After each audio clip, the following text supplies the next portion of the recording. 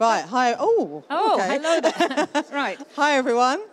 Malorie Blackman, she needs no introduction. You're all here to hear her. I'm Julia Eccleshare, I'm the children's book editor of The Guardian. We're going to have a very brief conversation. We're going to talk fast because we haven't got much time, but we're also going to have time for questions from the floor.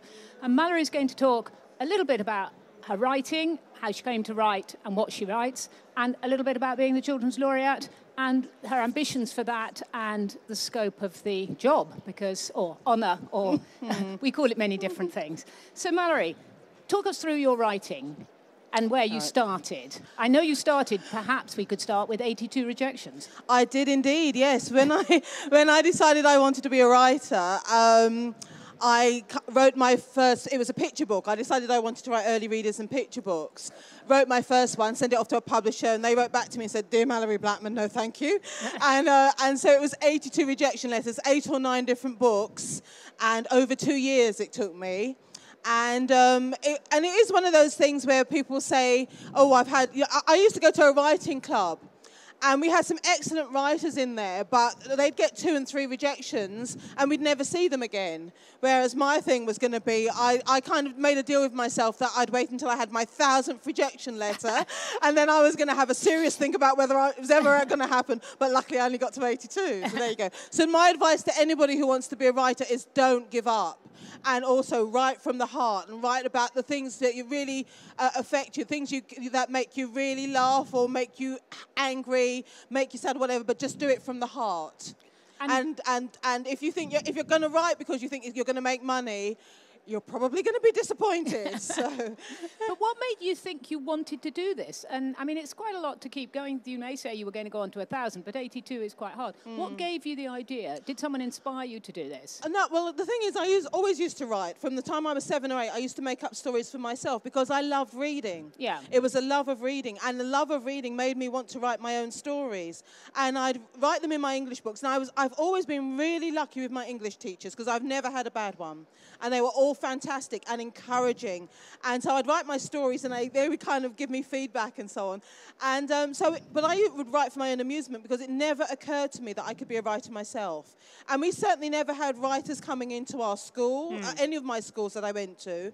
And I think that's really important, actually, just to show children and teenagers, etc., that writers are ordinary people. Well, that's certainly what Barry Rye says, isn't it? Yeah. That if he hadn't met Sue Townsend, he would never have thought somebody like him could be a writer. I think it makes such a difference. Yeah. That's why I've been doing this now for coming up to 24 years, and apart from my sort of first, second year when nobody knew me from a hole in the ground, I was very keen to try and get out to as many schools and festivals and so forth as possible, just to show that kind of anybody could be a writer. So, yes, I mean, you started with Hacker, 1990. That was my first novel, but my 5th book. All right, your first novel, but your 5th book. Yeah. But you were drawing in your early days on your work at that time, which was in IT. That's right, does that make you the perfect hybrid between the new digital and the old book? Well, I've been out of computing for 24 odd years. Yeah, it wouldn't be the same now. It wouldn't be the same. But it did mean that I've always had a love of gadgets and technology, and I must admit my hubby says I need an operation to take my iPad out of my hand. I mean, it's over there and I'm suffering withdrawal symptoms. But I do love technology, but I do feel we have to be kind of very careful about how we use it. And the technology shouldn't become the be-all and the end-all. It's about what are we using it for and having good reasons for using it. For example, with very young children, I would really strongly be an advocate for reading real books. Definitely more real books than reading on an iPad or a smart device, because I think there's something about the tactile nature of books, sharing books with your parents and in nursery and whatever, that you and again, I was reading a study that said if toddlers and babies read a kind of book on an iPad, for example, or on a smart device, they're going to be more concerned about what's going on the screen and the bells and whistles, and less kind of reading for meaning and kind of a sort of deeper meaning going on when you're reading. So I think it's about using the technology as appropriate, and the technology not becoming the be-all and end-all of everything. I think the most important point that you in that was that bit about sharing. I Yes. don't think we know really whether swiping for a 2-year-old is the same as turning a page, but typically children reading, young children using an iPad for a picture book are not sharing it. It's a very private thing. Exactly. And that may be a big difference. I think, and maybe that has a lot to do with it, because of the idea of, oh, well, the child, just give the child the iPad or the smart device, and then kind of let them get on with it, as opposed to sitting with the child on your lap and sharing a book. Maybe that does have a lot to do with it. But I mean, but I'm certainly not a Luddite, and I just think it's really convenient to have a number of books on a smart device, etc. But I still love my physical books. I love, the smell of them and the way they crackle when you first open them and so on. I just love printed books. Now, unusually, you've written across the whole age range. I mean, if you go up to Noble Conflict, you're writing really for 14 plus, but you've also done picture books and your wonderful Betsy Bigelow and Girl Wonder stories as well. Do you have a favourite age for writing for? Not so much a favourite age, but I do prefer writing novels. Right. I do love writing novels. So whether they are for kind of a 9 plus or 12 plus or 14 plus or 16 plus or whatever, I do like having the space to kind of develop a plot. But that said, I find picture books incredibly difficult. And so when you get people like Emily Gravitz and Oliver Jeffers, etc., who are just fantastic, I could read all their books.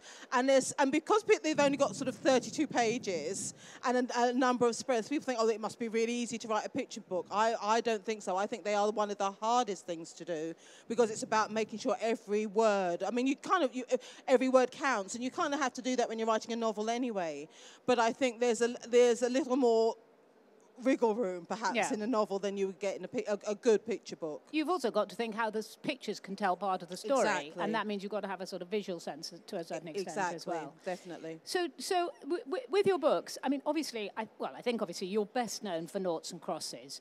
Is that a burden, in a sense, that it is such sort of polemical book and that you then sometimes might get pigeonholed as always writing issues? Does that happen? It does a bit, but you know what? When my first novels were Hacker, Dangerous Reality, Antidote, and I started getting known as the technology writer, and then I decided, right, I'm not going to write any more of those, because I do hate being labelled and pigeonholed. But you know what? It's really nice that people kind of know me for Noughts and Crosses. And so I'm not going to be churlish about it. I mean, because I once met Philippa Pierce.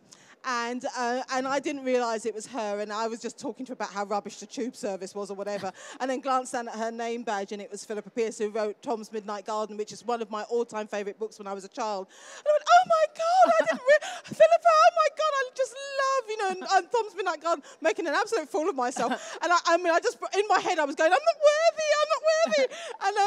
And then apparently she said, I heard afterwards that she kind of got a bit fed up with people saying they love Tom's Midnight Garden and never mentioning any of her other books. That's what I wondered for you. So, but for me, I just think as long as people know one of my books, then I'm going to be very grateful for that. So you don't sort of feel that you're kind of pigeonholed in that, or pigeonholed as any kind of writer now?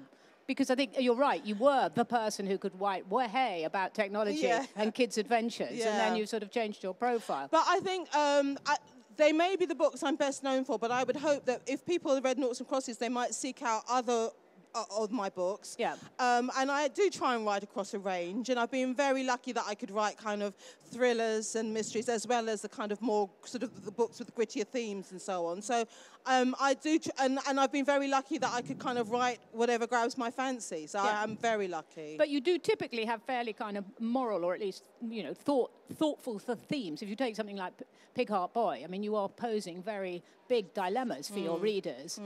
Boys don't cry, you're asking big questions, and that must be something that you want to do in your fiction. You want to make readers think. This is about provoking conversation. That's exactly what it's about. For me, it's about asking those questions, and it's about raising subjects for debate and for discussion. It's certainly not about me saying, this is the answer, this is how you should think. But I do like to kind of raise these topics for discussion. I mean, something like Pig Heart Boy just came about from a newspaper article where a doctor was saying we'd have to use animal organs because there's such a shortage of human donors. And I thought, wow, what an interesting idea. What if there was a boy who had a pig's heart put in him, because he had no choice. And how would his family react? How would his friends react? I mean, can I just ask here, a show of hands, how many people here, if you needed, say, a kidney transplant, how many people here don't like the idea of having it from an animal? Hands up.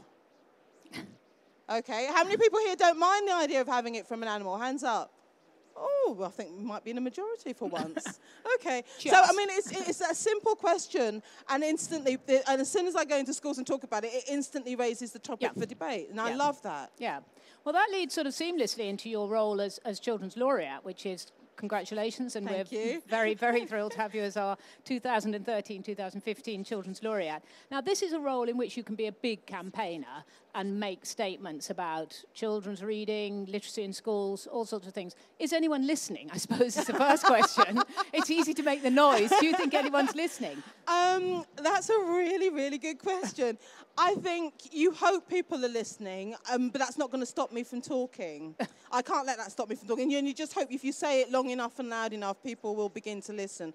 I feel that it's incumbent on me as Children's Laureate to stand up and be a voice for children's reading, children's books, children's education when it comes to kind of reading, etc.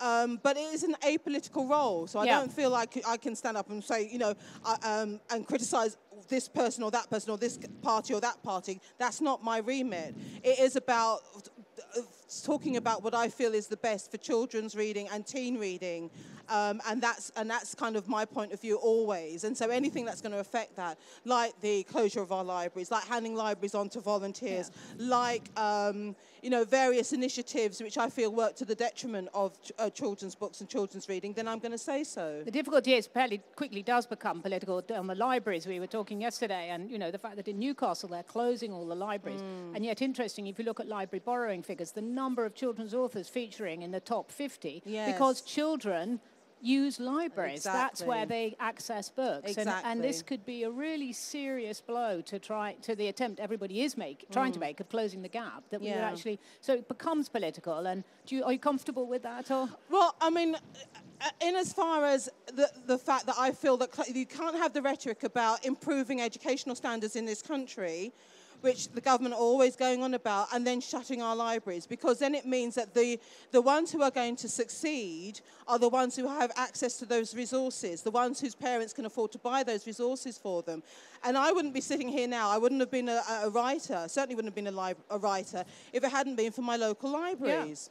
I couldn't afford to buy the books. It's as simple as that. My family couldn't afford to buy the books, but my dad and my mum are very into education, and I lived down my local library as a consequence. So I just feel that all this talk about social mobility, etc., is pure rhetoric, unless you're willing to back that up with action, and you have to resource it. And a common tactic is to run a service down and then say, oh, but it's not fit for purpose, and then we can shut it. And by reducing the budgets, etc., of libraries, so that you get less footfall into libraries, then you can say, but nobody's coming to them anyway, so we can shut it. Yeah. So I just think it's a common tactic, and it's it's going to work to the detriment of all of our futures if people don't stand up and say, no, this is not right. And that's why Lincolnshire Libraries actually, or the campaigners against the closures of Lincolnshire Libraries, handed in a petition yesterday, I believe it was, to 10 Downing Street to say, you've got to do something about this, because so many of our libraries are being closed. So, but there's me, kind of, you know, my so. And what else do you see that what are you going to do in the next, you know, during your time as the Laureate? Well, we've got a young adult literature convention coming up in July, 12th and 13th of July, which is going to be Earls Court, and that's part of the London Film and Comic Con, and we've got an amazing programme and lineup of authors, so I think that's going to be a brilliant. And it's a very good way of getting books into a slightly different place, isn't it? Yes, exactly. So it's about kind of teen authors who write for teens. We're going to have illustrators who kind of illustrate graphic novels, etc., and so on. So it's going to be a really varied program, a really interesting program. We've got some wonderful names, so we're going to be announcing that quite soon, the full program. And then there's a couple of other projects that I'd like to kind of get off the ground. So we're kind of just working on that at the moment. But for me, it's all about trying to get as enthused teens with the reading, and I know it's teen years are sort of where the reading can wane because you've got homework and you've got set books, etc. But it's about trying to get people into that. Once they're in that reading habit, it might wane, but it won't disappear entirely. And just saying, but these are some fantastic books, so they're here for you, and it's about reading for pleasure. Do you think we sometimes define that reading for pleasure too narrowly? Do you think that we in the book world get very obsessed about reading in a particular kind of way, and we forget how much reading of other kinds teens are doing? I think so. I think it's about not being too prescriptive about it, and it's about kind of saying that, making sure that our children and our teens know the sort of depth and breadth of the work that's out there for them, be it whether it's non-fiction, whether it's graphic novels, whether it's kind of reading on smart devices, whether it's reading printed books, the kind of subject matter that's out there for them, just to encourage them to read. Because I think it really is kind of a gateway to so many other things. And that's one of the projects that we hope to set up, where we have a number of different stories or extracts from stories, and encourage teens to come up with their own music inspired by the story, or artwork, or do a little drama based on that and film it and then upload that, etc. So we're hoping to get that off the ground pretty soon. But I just think it's such a solid foundation to start from. So it's about getting teens reading in the first place, and making sure that they know that there's so many things out there for them. And without wishing to pigeonhole you as a diversity writer, we are desperately short in children's books of diversity, it seems to me. We're suddenly lagging behind adult fiction in terms of the number of stories from across the world that children have access to. We're very poor at children's books in translation, various things that are not our best suit. I don't wish to talk about them too much, but there are some things we do very well, but that's one that we don't. What do you think that you in your role and everybody around can do to inspire a wider pool of writers? Because I think that's what we're seriously lacking. I absolutely agree with you. I think we need far more cultural diversity in our books in this country. We need to bring in more books in that, and translate them into English. We send out a lot of books, but we don't bring very many in. And I do feel it's about making sure that publishers are open to having other voices. It's also about making sure that writers or potential writers feel that it's a career they can pursue, and they can pursue in conjunction with publishers. Because there's been I know a number of my friends who've had to come up against obstacles, and I mean, one of my friends sent a book out, and she won't tell me the publishing house or the editor said this, but this is when I used to be published by about sort of 10, 12 different publishers, and she said that the response she got back was, "Oh, we already have a book from Malorie Blackman," which really, really annoyed me, because I thought any other writer, if they sent a book out, would they get a response back saying, "Oh, well, we already have a book by Jacqueline Wilson," or "We already have a book by whoever"? That's just ridiculous. But she wouldn't tell me who it was. But it's that kind of thing we need to get over. So shall we open it up for questions now? As we've only got a few minutes. Anybody got a question? Put your hand up, because it is a roving mic, and we won't hear the question if you don't use it. Question over there.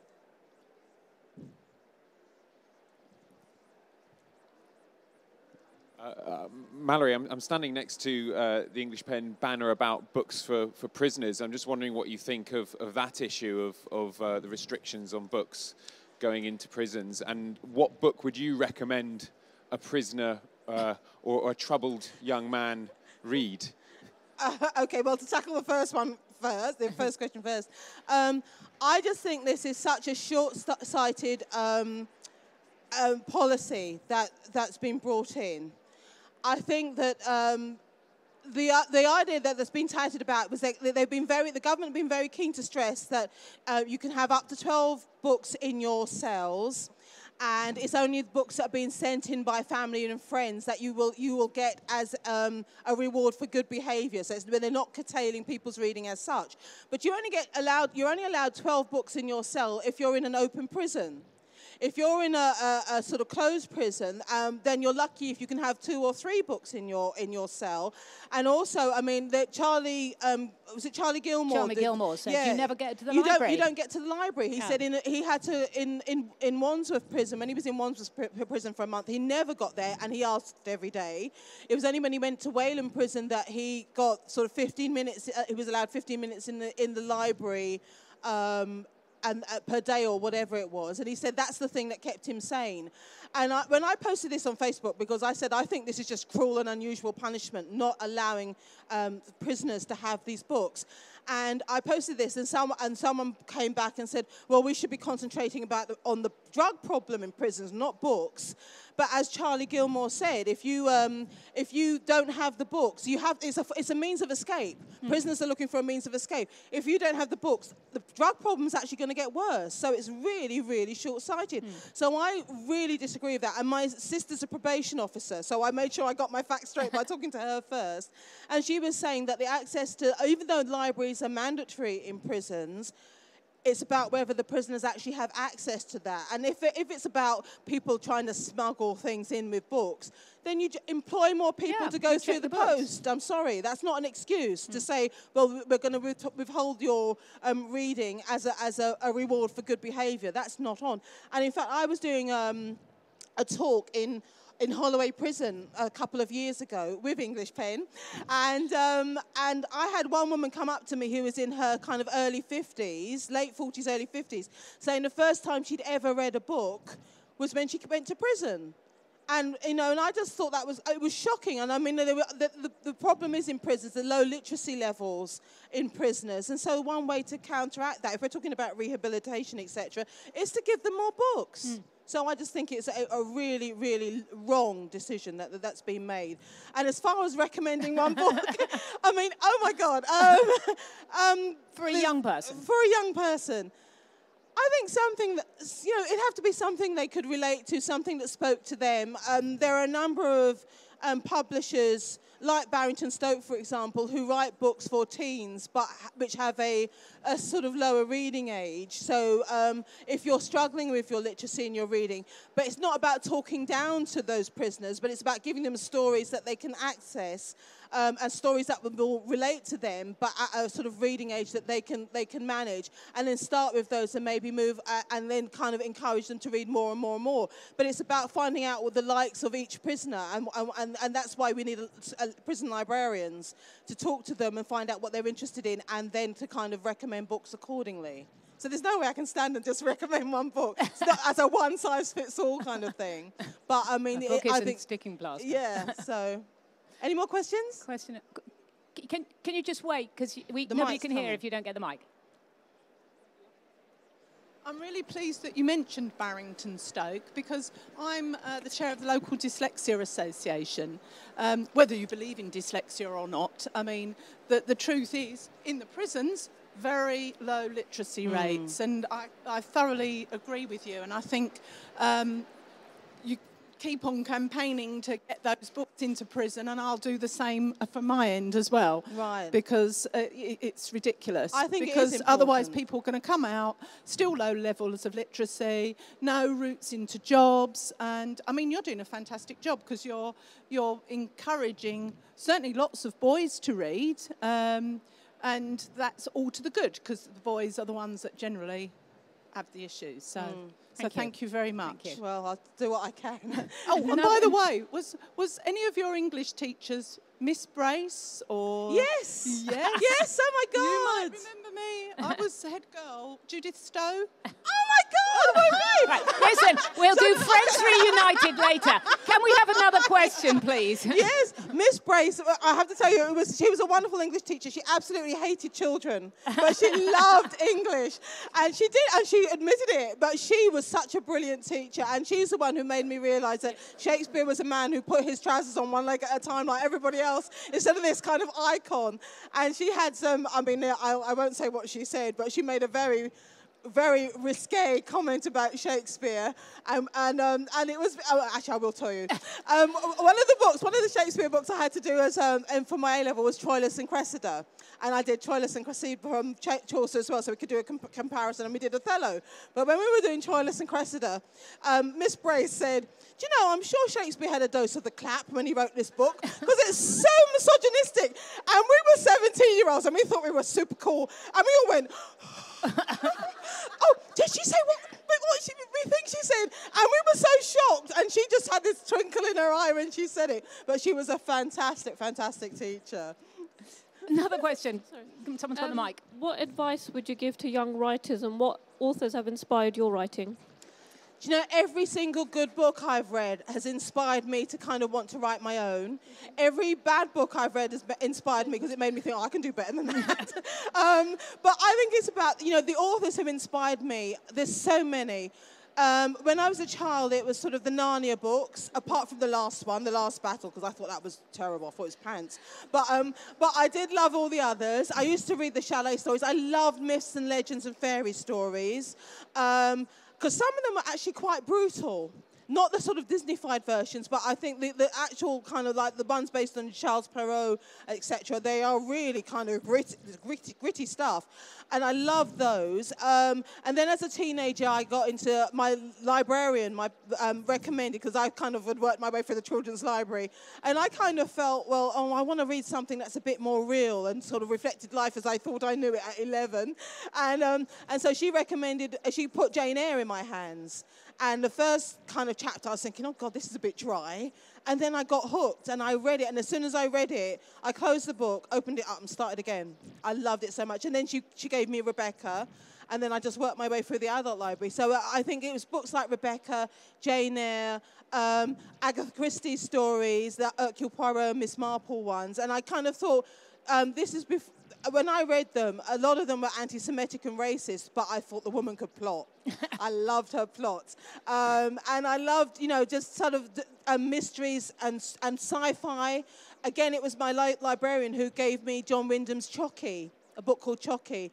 And I was blown away by it. And after that, I read kind of most of his works. And so that's why I just love librarians. I think they're so important. And they do. And I think it's such an insult to feel that librarians are shelf stackers, and that's all they do, because they most certainly are not. And to feel that, okay, we can have volunteers come in and do the same job is wrong. Because good librarians are worth their weight in gold, and they are really undervalued. Another question. Any more questions? Question here. Okay. I think this is going to be the last question. Yeah, we're up to, I think last so. question, then we've got the signing. Malorie, talking of being able to plot, you can plot. Oh, thank you. We all know that, don't we? What's your approach to the editing process? I think, again, a good editor is worth their weight in gold, because sometimes, especially if I've been working on a book an awfully long time, you can be so close to it, you can't really see the wood for the trees. And that's where a good editor comes in, and they can kind of bring a fresh eyes to it. I think a good editor is all about helping you as the author tell the very best story you can. It's not about the story they would tell, it's about the story you want to tell, and facilitating that and making sure that they bring out the very best in you as a writer. And having worked with a number of authors through the years, I know the ones who... Editors. The editors through the years. I know kind of what works for me and what doesn't. And I'm really lucky at Random House that I've got two fantastic editors, Annie Eaton and Natalie Doherty. And they absolutely get what I'm trying to do, etc. And you need someone who's going to be honest, because I've written things that haven't worked, and they will tell me they won't work, and that's why I trust their opinion. I don't want an editor who's going to say, "Oh, it's brilliant, we're going to bring it out," because then I think, no, don't do that. I want it to be as good as I can possibly get it, so don't please just take anything. But they are incredibly honest, and I love that. So I think as far as the editing process is concerned, for me, it's about doing my first draft, which is the fun bit, and then I will print it out and go through it, and I'll do that 8 or 9 times until it's as good as I can possibly get it. And then when I really feel there's nothing else I can change without help from outside, that's when I'll show it to my editor. So, you know, novels do take me an awfully long time. So, when Malorie's not here entertaining us so delightfully, she's hard at it, doing that very long first draft. Malorie's going to be signing copies of her books at the back there, just behind the stand. Malorie, thank you very, very much for a very quick insight into your writing. My pleasure. And your wonderful role as Children's Laureate. My pleasure.